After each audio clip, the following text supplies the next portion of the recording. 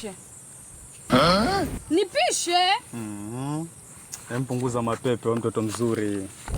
Sema mwenyewe umetoka shule. Kwani unaje mwenyewe? Ni sawa. Basi mimi nimekupatilizia sana, yani kishenzi siku nyingi sana mtoto mzuri wewe. Wajua mimi nakupenda yani. Yaani nakutaka ile kinoma yani. Ili iweje sasa ukinitaka? Ile tu nikupatie moyo wangu afu na unipatie moyo wako.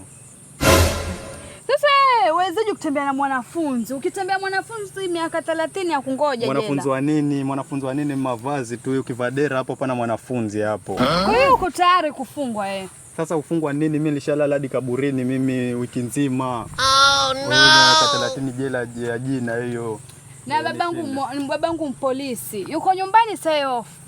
Sasa si yule pesa zake huyo na si tutapiga masherehe yetu. Sasa kama nitaka mimi na masharti yangu na mimi. Sema maana mimi mwenyewe nimepitia mambo mengi makubwa. Sijui masharti gani ambayo yatanishinda mimi. Kama nitaka mimi uwe tayari kufungwa miaka 30 jela. Hilo tu. Hilo. Hapana tatizo hapo.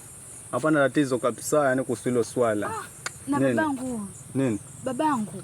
Unaniletea tayari kesi. Mama.